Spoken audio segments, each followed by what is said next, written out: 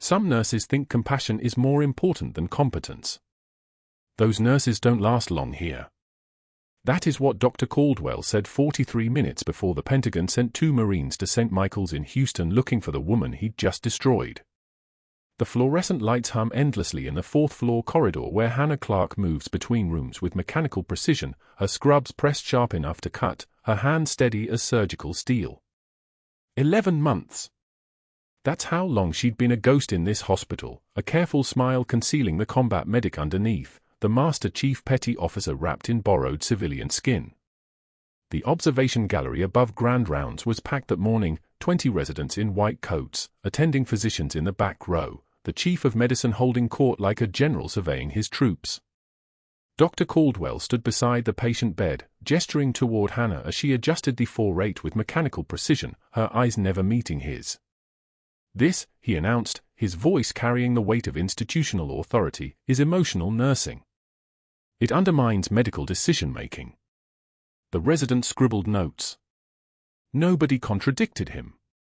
In a teaching hospital, the hierarchy is carved in stone, and Caldwell had spent 14 years polishing his position at the summit, board member, department chair, the kind of doctor whose recommendations could end careers or launch them depending on his mood that morning. Hannah continued her assessment without acknowledgement, her left forearm briefly visible as her sleeve rode up, revealing a surgical scar that ran from wrist to elbow, the kind of scar that doesn't come from civilian operating rooms. She was charting vitals at 0600 when the first indication arrived that this assignment would become something more than an embedded observation mission. Room for 47. 4th floor, East Wing, the private room reserved for patients nobody else could manage. The mute Marine colonel lay motionless against the pillows, his chart thick with psychiatric evaluations, his condition labeled unresponsive to therapeutic intervention, his transfer orders already signed by Dr. Caldwell. Permanent facility placement. 72 hours remaining. And beside the patient's bed sat a pair of worn combat boots, dusty and cracked, the laces still knotted tight, placed there by someone who understood what they meant and wanted Hannah to know she'd been found. She entered room for 47 during her morning rounds, moving with the efficiency of someone who'd done this 1,000 times before, in places where efficiency meant the difference between a patient going home walking or in a flag-draped box. The boots caught her attention first, always. That was the signal. That was how they'd told her the target was here, waiting. 3 full seconds she stood motionless, staring at those boots, her jaw tightening almost imperceptibly, the only betrayal of anything beneath the careful nurse exterior. The patient's eyes were open but empty, the 1,000-yard stare of someone who'd seen enough that the present moment couldn't compete with the weight of memory. Colonel Daniel Mercer. That was the name in the chart, though Hannah had known it long before she arrived at St. Michael's. Colonel Mercer had led 1st Platoon, Bravo Company, 3rd Battalion, 5th Marines, a dark horse, through Fallujah, through the Jolan district where the fighting had turned from combat into something that didn't have a name yet. He'd been David Clarke's commanding officer. He'd sent Hannah's son into a building on November 14th and only the son had come back in a casket, and the official report said it was enemy fire, but the families in the casualty notification letters knew better. The mothers always know. They can hear the lies in the pauses between official words. Hannah moved through her assessments with practiced calm, checking the Foley catheter drainage, noting the vital signs on the monitor, her fingers brushing the chart with clinical detachment. The patient's oxygen saturation was 94%, heart rate steady at 68, blood pressure within normal range, the vital signs of a man who was medically stable but spiritually absent, present in body only. She adjusted the head of the bed, and in that moment, when her gloved hand passed near his face, his eyes shifted slightly, tracking her movement with an intensity that contradicted his psychiatric label. Nobody else would have noticed. Hannah noticed everything. Muscle memory from 17 years of combat medicine in places where missing a detail meant your team didn't come home. She said nothing. The careful smile remained in place. Her hands remained steady. But the scar on her forearm seemed to pull tight against her skin, the way old wounds do when the weather changes, when the pressure drops before a storm, when something dangerous is about to happen. The vending machine outside the ICU was where Caldwell conducted his informal court at 1,130 hours, where the real decisions happened away from the hospital's official channels. Hannah was refilling the patient water pitchers in the medication room, 3 feet from the open corridor, when she heard his voice rising in pitch, not anger, but something worse. Satisfaction. Amusement at someone else's expense. 2 board members flanked him, their suits marking them as the kind of physicians who'd stopped seeing patients years ago, who'd transitioned into pure administration, who lived in a world where protocol mattered more than human beings. The nurse who thinks she knows better than physicians, Caldwell was saying, his laugh carrying that particular quality of cruelty that comes from absolute confidence in one's own superiority. Extended rehabilitation. As if 11 months on the floor has made her a neurologist. The board members laughed. Dutiful sounds. Sounds that reinforced hierarchy. Sounds that made clear who held power and who would be discarded if they threatened that arrangement. Hannah's hands didn't shake as she filled the pitchers. The water from the sink was cold enough to make her fingers numb, but her grip remained steady, her movements fluid and precise. Her eyes never left her task, though every word from the vending machine corridor was being recorded in the part of her brain that didn't forget, the part trained to catalog information, to identify threats, to assess the enemy's capabilities and intentions. Caldwell's power source was becoming clear: institutional authority combined with social status, the ability to turn younger physicians and board members into echoing allies, the kind of doctor who could destroy someone's career with a phone call because everyone owed him something, residency placement, a good word at the right moment, the social capital that lubricated the machinery of academic medicine. The room went dead silent for a moment. Hannah knew without looking that Caldwell had spotted her, that he'd registered her presence 3 feet away, that he was calculating whether she'd heard him. The silence lasted exactly 2 seconds. Then he continued talking, slightly louder, deliberately ensuring she heard the rest. "She'll be gone within the month," Caldwell said. "Either she'll figure out what she is, just a nurse, or I'll help her figure it out." The words hung in the air like a threat, because they were. Hannah set the final pitcher down with deliberate care, the plastic making no sound against the counter, and turned to exit the medication room. She passed the vending machine corridor without looking toward it, her posture unchanged, her breathing steady, her jaw set with the kind of calm that comes from having already survived the worst the world could offer. The trembling wasn't fear. The trembling, had there been any, and there wasn't, would have been restraint.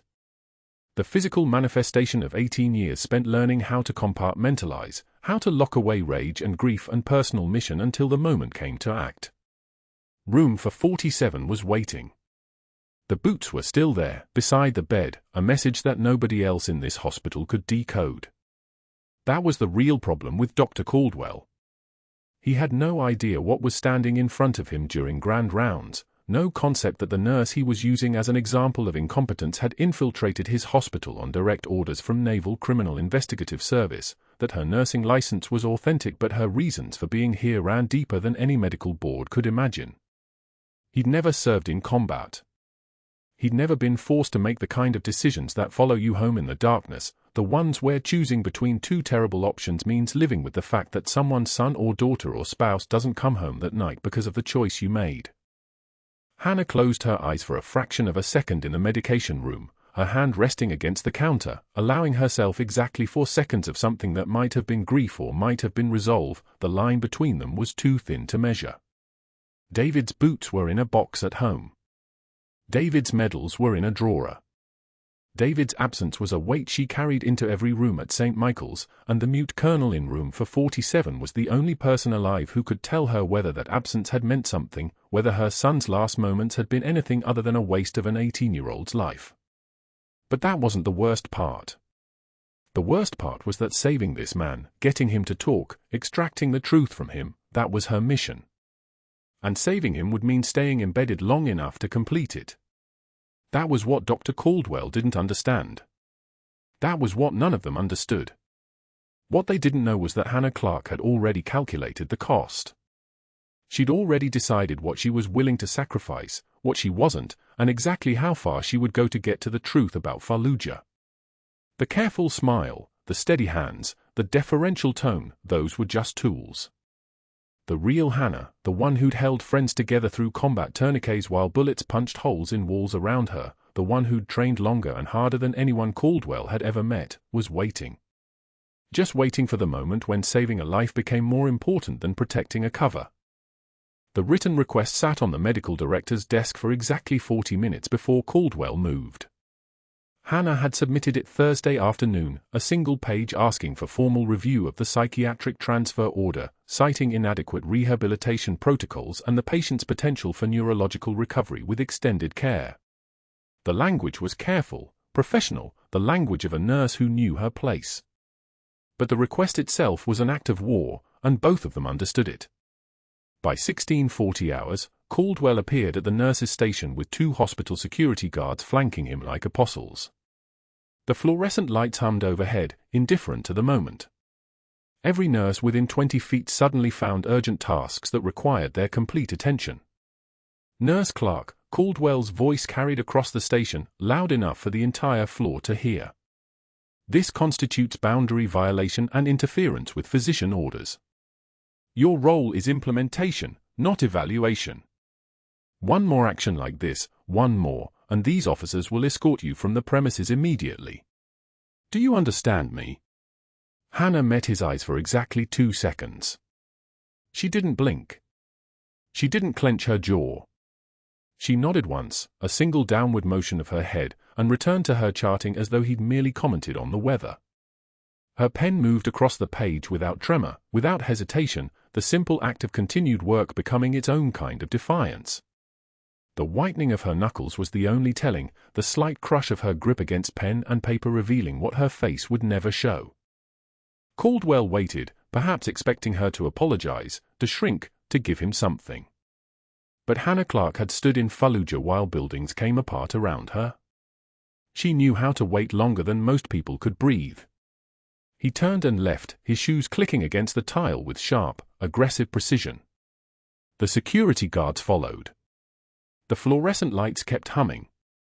What they didn't know was that Hannah had already anticipated this. She'd already calculated the endgame. 3 days. Caldwell had moved the transfer up to Friday at 1,400 hours, 48 hours earlier than the original Monday timeline. He was cutting off any possibility of her request being reviewed before the patient was transferred to psychiatric care and out of her sphere of influence.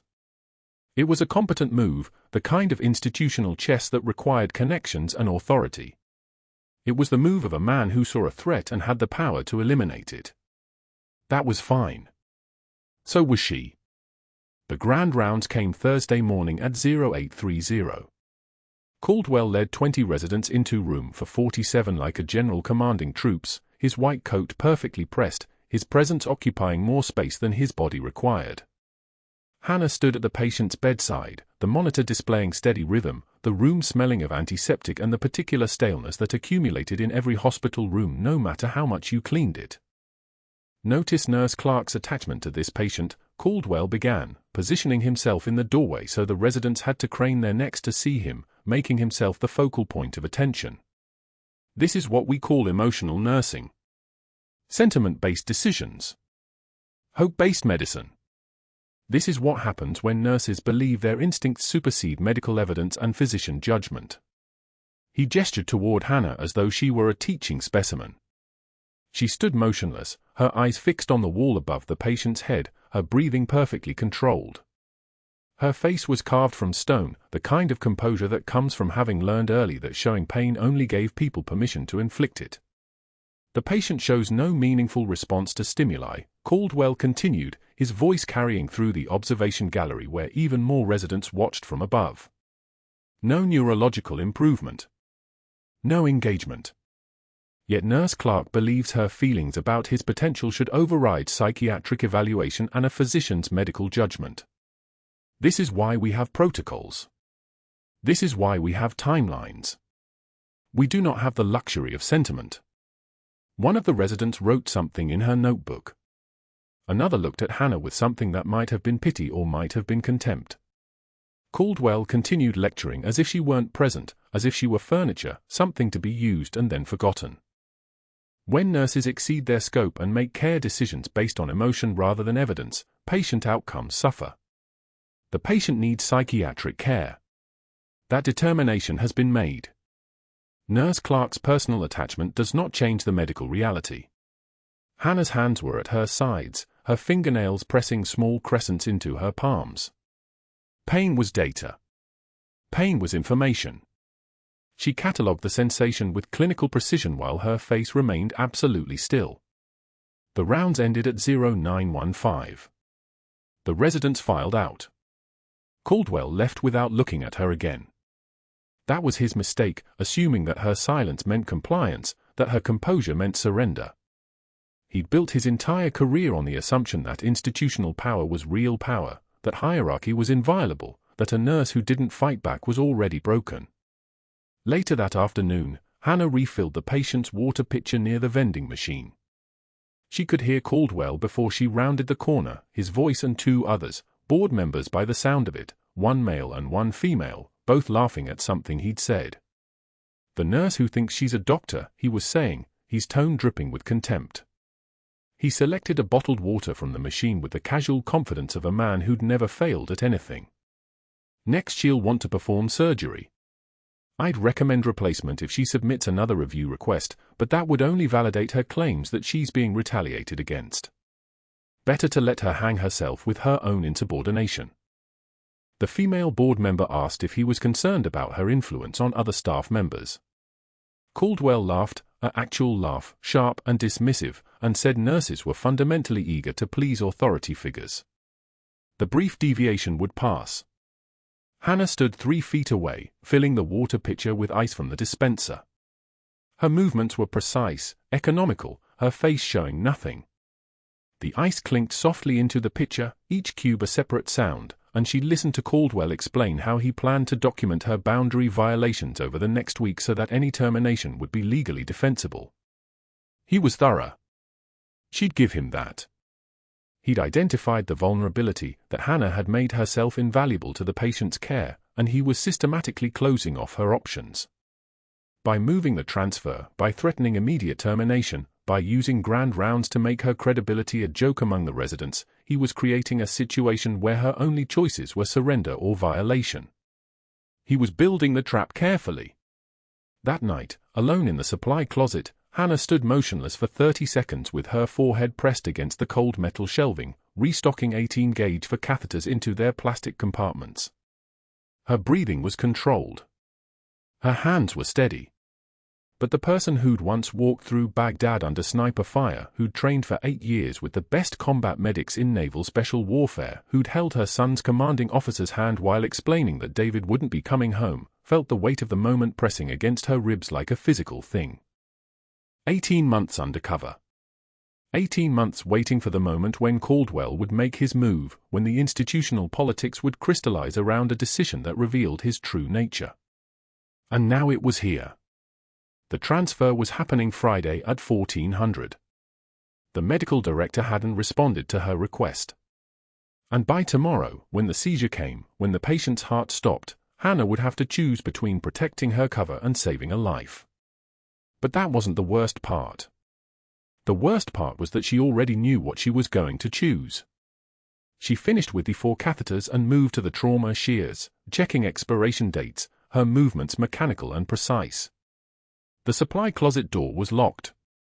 The hallway outside was quiet.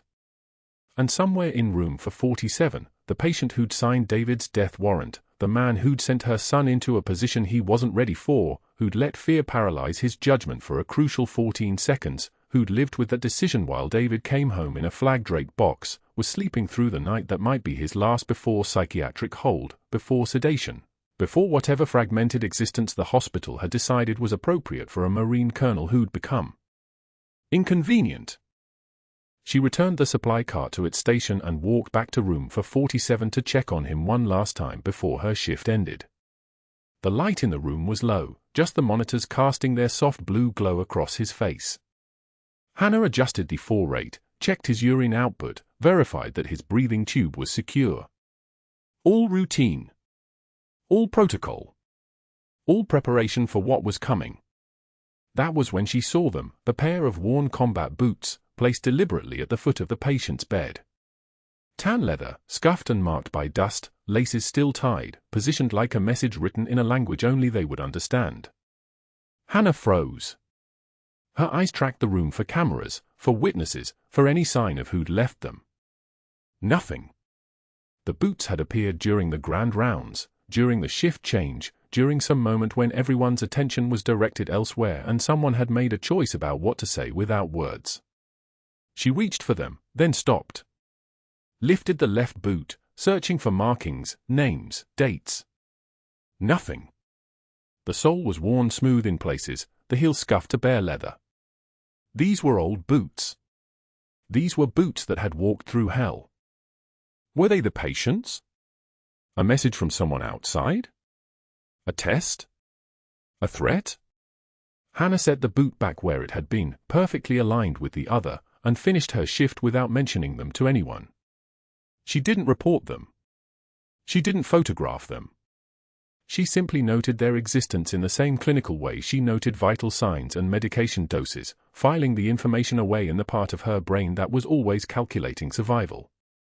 But lying in her car in the parking garage later that night, her hands on the steering wheel, her forehead resting against the cool plastic, Hannah understood that someone, patient or visitor or staff member, was telling her something.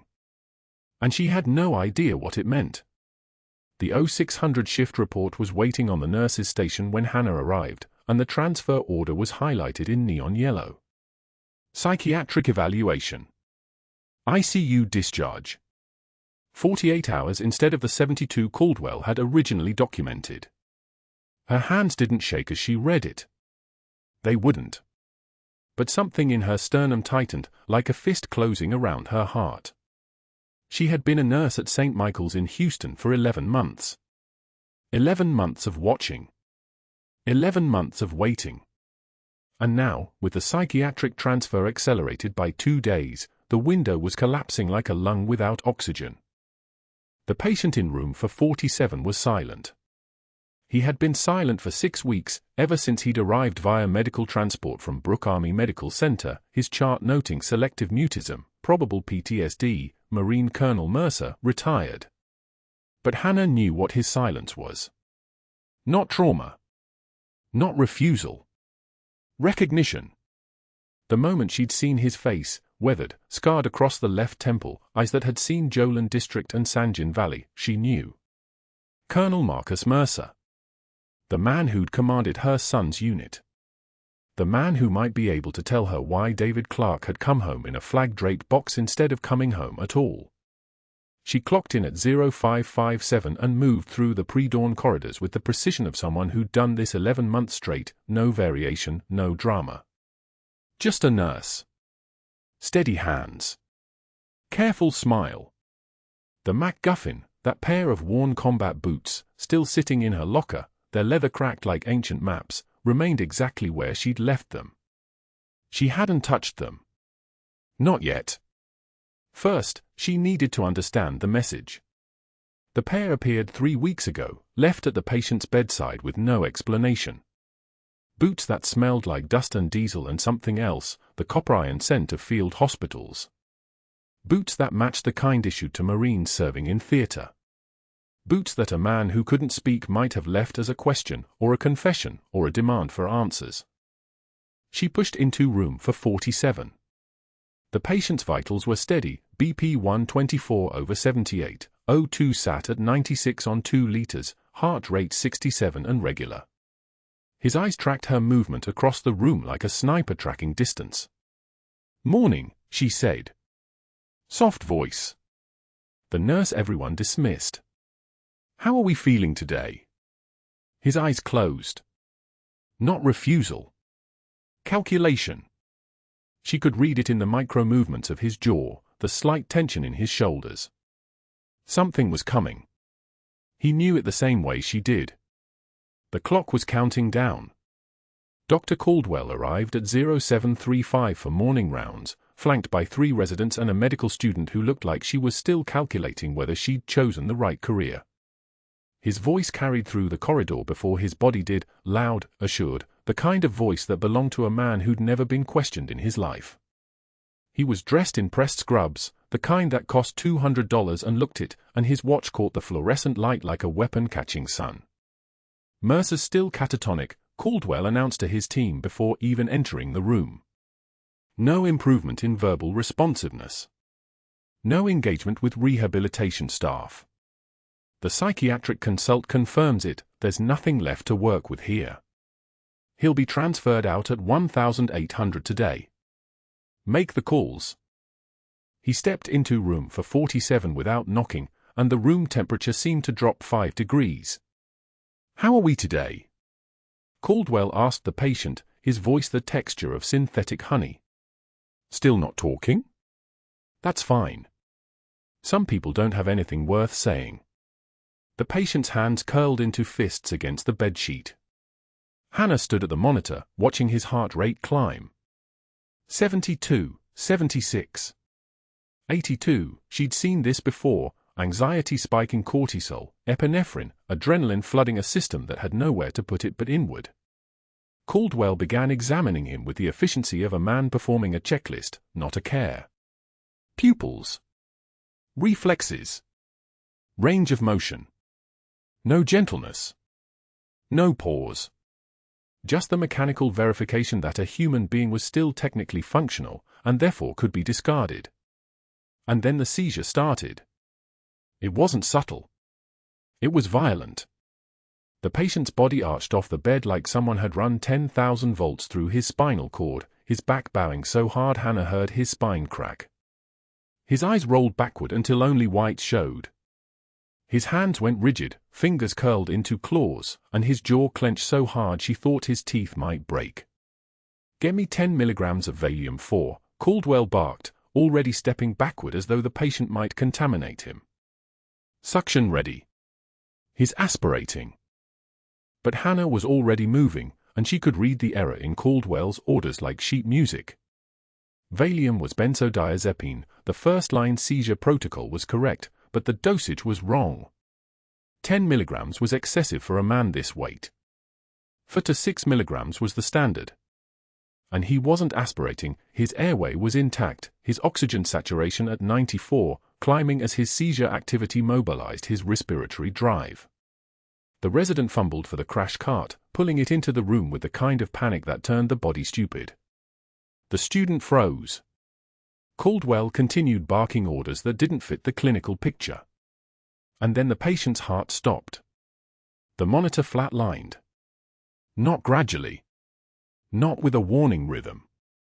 Just a straight line, asystole, the sound of it a long electronic scream, and Hannah felt something shift in her chest, that muscle memory that had been dormant for 18 months suddenly burning awake like a pilot light igniting in a cave.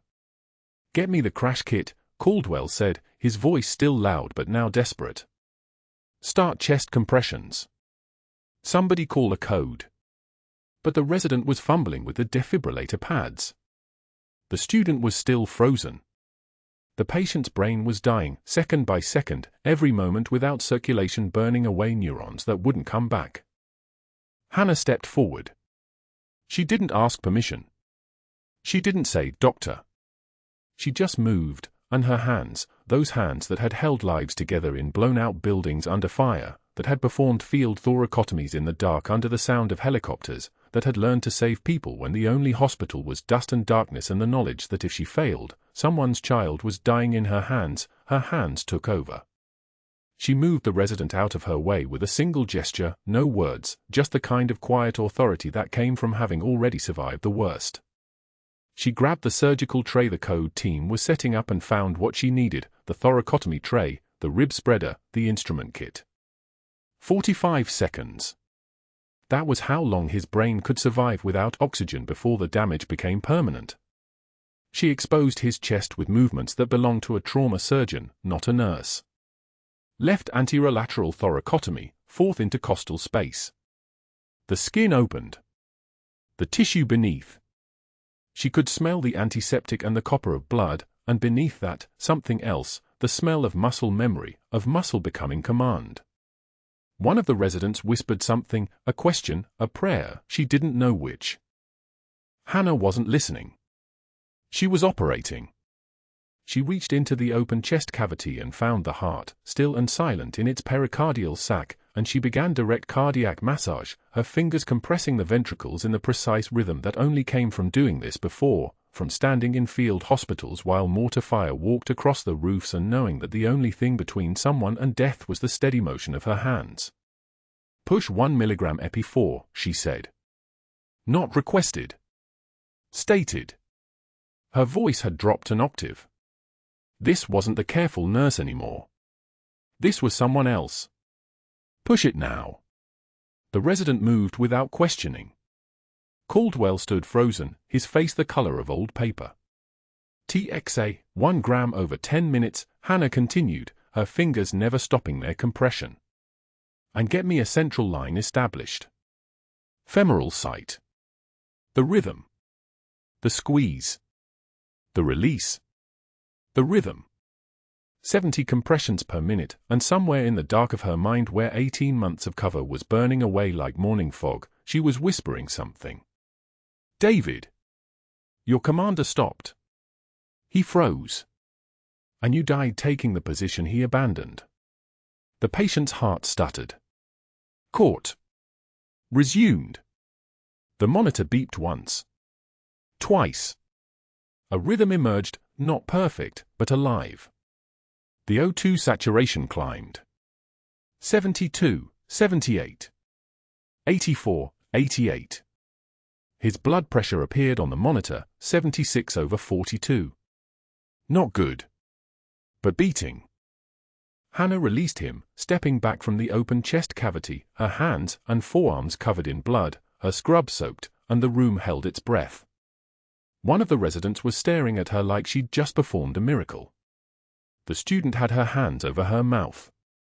Caldwell's expression had transformed from shock to something colder, calculation. Assessment. The kind of look a man gave you when he realized you were not what he thought you were. "His stable," Hannah said, and her voice was perfectly flat, perfectly controlled, perfectly wrong for someone who'd just performed an emergency thoracotomy. "Transfer to ICU. Continuous monitoring. I'll call surgical." She turned away from the patient and walked to the sink, letting the water run hot over her hands, watching the blood spiral down the drain like questions with no answers. She could hear Caldwell behind her, already pulling out his phone. She could hear him dialing. Could hear him saying words like credential verification and immediate investigation and falsified documentation. She had maybe 4 hours before HR terminated her. Before security escorted her from the building. Before 18 months of undercover work, 18 months of watching this man, 18 months of waiting for him to acknowledge her presence in his coded stares and silent messages, vanished like smoke. The patient was being wheeled to ICU, his chest stabilized, his monitors trailing red and green electronic lines above him like a promise. Hannah followed at a distance, watching the nurses hook up fresh equipment, watching his vitals stabilize further, watching the morning light hit the window and thinking about combat boots left at a bedside like a confession. She stepped closer to the bed. The patient's eyes were open now, focused on her face, and they were filling with tears. "David Clarke was my son," Hannah whispered. 7 words. 7 words she'd been waiting 18 months to say to the man who'd commanded his unit. "Tell me." The patient's mouth opened. No sound emerged. But his eyes, those eyes that had seen Fallujah, that had seen her son die, they answered her. She watched them fill with something that looked like guilt and recognition, and the kind of shame that came from knowing you'd survived when someone braver than you had fallen. A nurse tapped her shoulder. "Dr. Caldwell needs to see you in his office. Immediately." Hannah nodded once, her composure locked down, her hands steady at her sides, and she walked out of the ICU knowing that the real fight was just beginning. Within 2 hours, Dr. Caldwell had made 4 phone calls that would systematically dismantle everything Hannah Clarke had spent 18 months building. The first call came at 12:41 p.m., while the hospital board chairman was ordering Chilean sea base at the Petroleum Club. Caldwell's voice carried the practiced urgency of a surgeon delivering bad news. "We have a serious scope of practice issue. A nurse performed an emergency thoracotomy this morning, open-chest cardiac massage. Unsupervised. On a patient she was emotionally invested in. He let the silence work. I'm concerned about credential verification. She demonstrated tactical medical knowledge that doesn't match her civilian nursing background. We may have a hiring fraud situation on our hands. The board chairman set down his fork. By 1:15 p.m., the hospital administrator was being paged out of a budget meeting. The second call targeted the nursing director at 1:22 p.m., a woman named Patricia Hendricks who had written 5 letters of recommendation for Caldwell's residents over the years, launching each one toward surgical fellowships and private practice. Patricia, I hate making this call. But you need to know what happened in the ICU this morning. Hannah Clarke, your staff nurse, took control of a code and performed procedures outside her scope. Advanced procedures.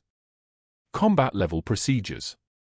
He paused, letting her hear the concern in his voice like a parent reporting a child's failing grades. I'm worried we have a credentialing problem. And if Joint Commission finds out before we do? He didn't finish. He didn't need to. Patricia Hendricks understood institutional liability the way other people understood breathing. By 1:33 p.m., 3 separate licensing verification services received calls requesting expedited background audits on Hannah Clarke's nursing credentials, with particular attention to any military or tactical medical training that might not have been disclosed during her initial hiring. The requests were flagged as urgent. One supervisor would later testify that Caldwell's tone had been clinical, not angry, just thorough. A doctor protecting the hospital from fraud. Hannah was summoned to the 4th-floor HR office at 11 p.m. sharp. She knew what was coming. She'd expected it by 2:30.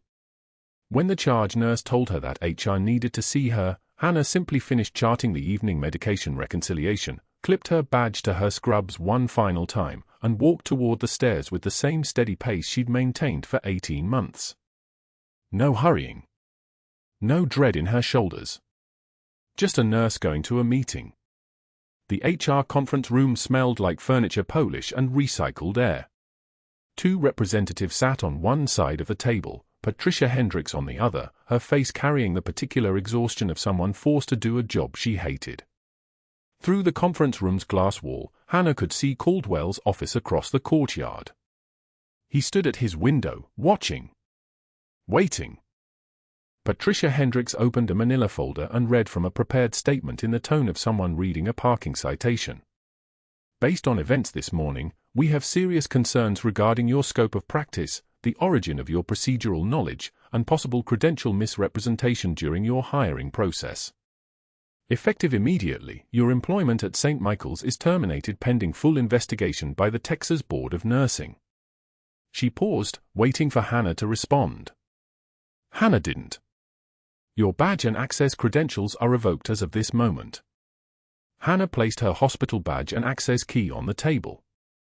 The badge clattered against the wood, a small sound that seemed to echo in the silence. She didn't watch Caldwell's face. She didn't need to. An HR representative slid a cardboard box across the desk. Please collect your personal items from your locker. The box held Hannah's coffee mug, the one with a hospital fundraiser logo from 2023. Her parking validation card. 3 pens she'd stolen from the supply room over 11 months. And then, sitting at the bottom like a message written in a language only she could read, the pair of worn combat boots. Desert tan, weathered, the left sole held together with duct tape and hope. The boots had appeared at the nurse's station that morning, placed carefully at the foot of room 447's bed. A note attached to the right boot read only, Hummingbird.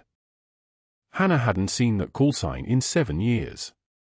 Not since Fallujah. Not since the day Colonel James Mercer had used it over the radio when Delta Team was taking fire in the Jolin district.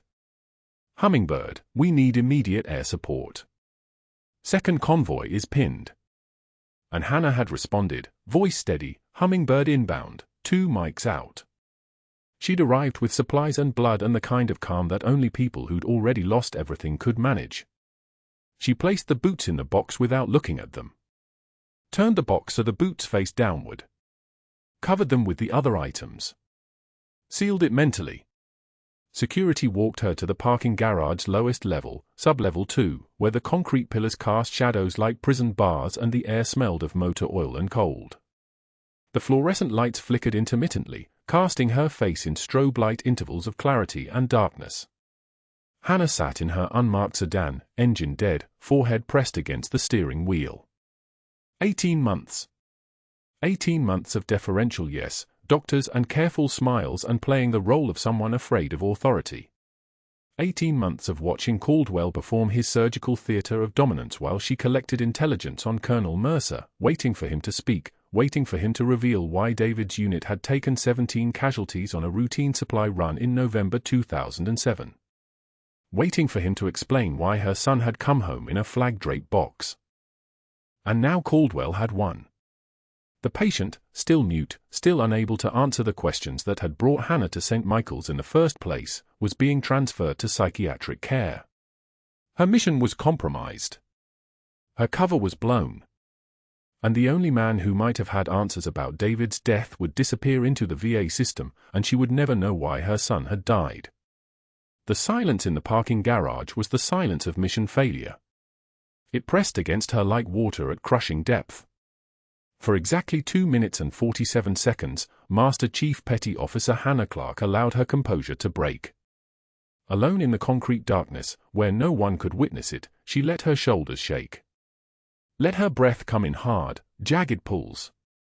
Let the 18 months of restraint collapse like a dam that had finally accepted its breaking point. Then she straightened. Wiped her eyes. Restarted the engine. She had to drive home and tell Marcus, her 17-year-old remaining son, that she'd lost her job. That the mission was over. That his brother's death would remain a mystery, filed away in some classified folder that would be sealed long after they were both gone.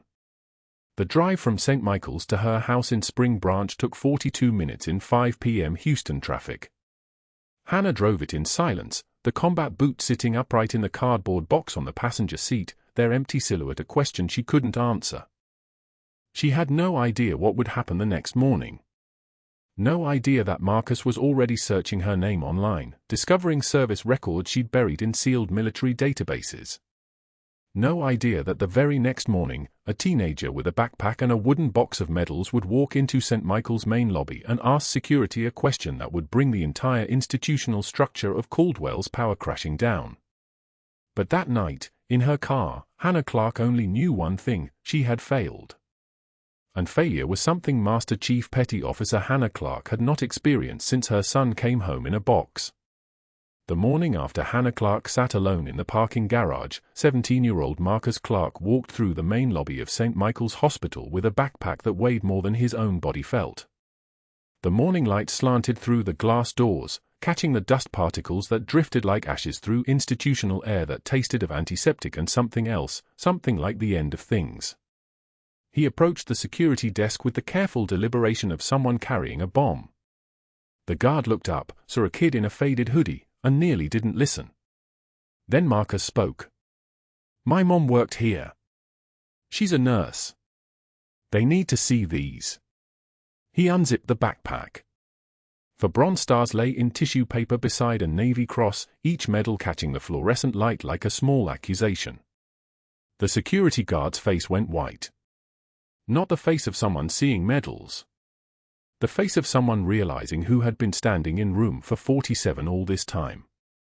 Within 20 minutes, the main conference room on the hospital's third floor filled with people who suddenly understood they'd made a catastrophic mistake. The hospital administrator sat at the head of the table. The board chairman stood by the window, phone already in his hand. The nursing director fidgeted with her pen like it might escape. Dr. Caldwell wasn't there. Nobody had thought to call him yet. Nobody knew what to call him yet. Then 2 Marines in dress blues wheeled Colonel James Mercer into the room, his wheelchair catching the door frame with a metallic clang that made 3 board members flinch. Behind them came a 2-star general whose insignia caught the light like the medals had, the kind of presence that made the air pressure change when he moved. The general didn't speak. He didn't need to. Everyone in that room had spent their lives learning what 2 stars meant. The Marine captain, his name was Holloway, and he'd flown in from Camp Lejeune on a Pentagon priority transport, stood beside Mercer's wheelchair and said one word.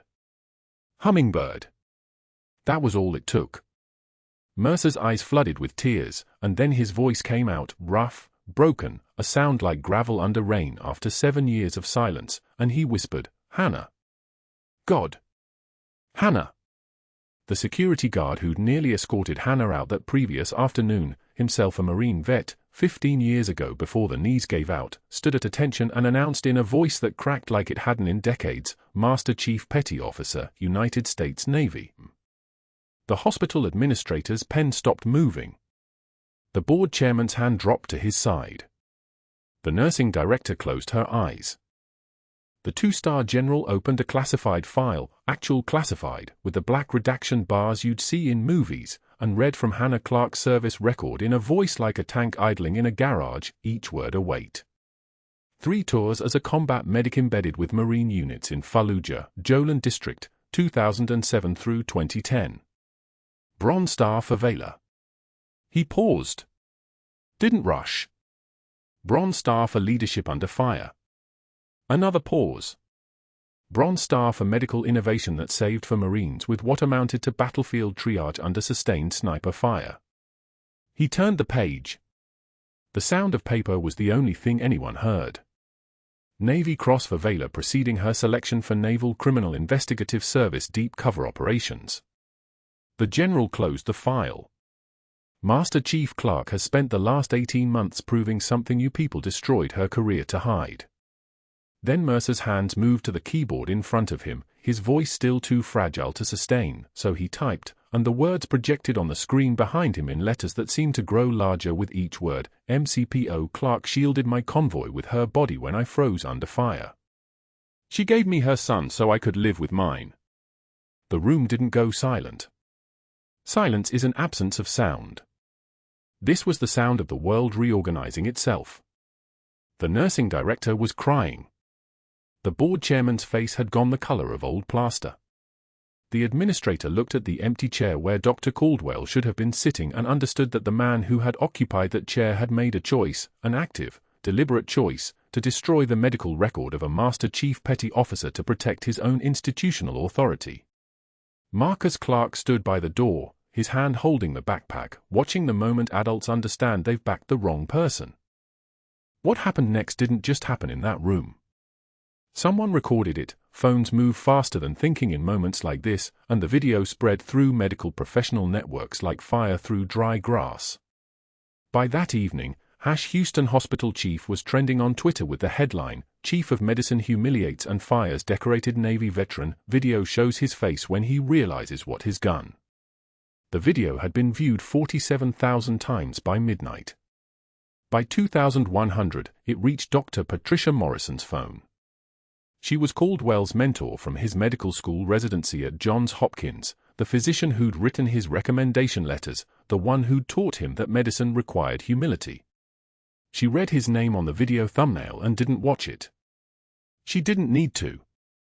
She called one of her colleagues who'd watched it, listened for 90 seconds, and then hung up the phone and opened her laptop. At 21:45, Dr. Patricia Morrison posted a public letter to the Texas Medical Board and shared it across every professional channel she could access. "I taught Dr. Caldwell that medicine requires humility, integrity, and recognition that competence takes many forms. Today I learned he has forgotten all 3. I disown my former student and call for immediate board review of his conduct." Master Chief Petty Officer Hannah Clarke exemplifies everything medicine should be. Dr. Caldwell exemplifies everything it should not be. She included her personal phone number. She called the hospital board directly. "Fire him," she said. "Or I ensure every residency program in the country knows what he did." The board chairman didn't argue. By morning, 3 major news outlets had contacted St. Michael's. Local news vans parked in the lot.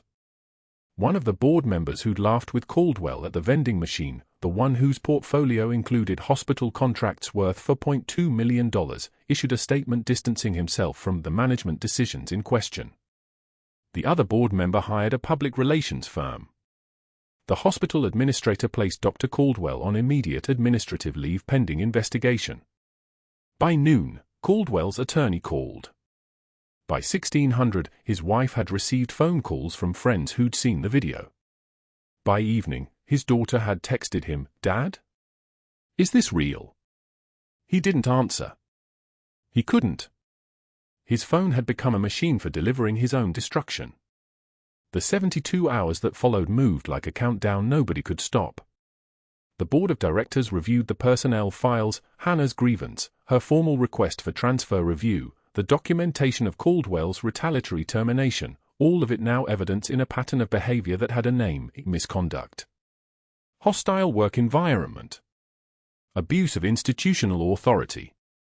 On the third day, they sent a letter to his attorney offering a choice: resign in exchange for the hospital's agreement to describe his separation as mutually agreed upon, or face formal termination that would require mandatory reporting to any future employer, destroying his career before it even needed to be destroyed. Caldwell sat in his home office with the letter in his hands and understood that both doors led to the same place. He signed the resignation. 6 weeks later, the Texas Medical Board suspended his license for 18 months for conduct violations and abuse of authority. His malpractice insurance premiums tripled overnight. The 3 hospitals where he'd already applied for chief positions, Cedars-Sinai in Los Angeles, Massachusetts General, Duke Medical Center, withdrew their offers with form letters that said nothing and meant everything. For months after Hannah's firing, after the board reinstated her with back pay and a formal written apology, Dr. Caldwell had moved 3 states away and found work at a folding table in a strip mall near Interstate 45, selling supplemental insurance policies to people who wouldn't make eye contact. His medical degree hung framed on the wall behind him, next to a dusty spider plant, a diploma that might as well have been written in a language nobody spoke anymore. His phone was silent except for spam calls. 6 months after the conference room revelation, Hannah Clarke stood in Section 60 of Arlington National Cemetery wearing her dress uniform for the first time since she'd gone undercover, the blue service dress uniform of the United States Navy still fitting her frame like it had never left, because Master Chief Petty Officer Hannah Clarke had never stopped being what she was, even when she wore scrubs and a timid smile. Colonel James Mercer stood beside her, his voice restored through the speech therapy Hannah had prescribed during those final moments before her firing, though it still carried the roughness of someone who'd chosen silence for 7 years because the truth was too heavy for ordinary words. A crowd of 100 Marines gathered around Corporal David Clarke's headstone. Her son, Marcus, now standing in a Marine Corps dress blue uniform, enlisted the day after the conference room meeting. The Marine Corps had posthumously upgraded David's Silver Star to the Medal of Honor based on Mercer's testimony, finally given to someone other than Walls after 18 months of waiting for the one person he could trust. The worn combat boots, Mercer's boots, worn the day David died, carried for 7 years like a penance, lay at the base of the headstone. Morning light caught the polished marble and made it seem like the stone itself was breathing. Mercer's voice, still rough but growing stronger with each word, carried across the cemetery. David Clarke died holding a position his commander abandoned. I froze. He never hesitated. Master Chief Petty Officer Hannah Clarke spent 18 months undercover, sacrificing her career and cover to verify a truth I was too broken to speak alone, that her son died because of my failure, and that his sacrifice saved 12 Marines who made it home to their families. True heroism is what you do when the world stops watching. Hannah stood at attention, her jaw steady, her hands at her sides. She didn't cry. She didn't need to. Her hand briefly touched the boots beside her son's name, and for the first time in 7 years, the weight she'd carried seemed just slightly lighter. Did you see yourself in Hannah's choice? Subscribe and share this story with someone who needs to know that quiet strength can move mountains.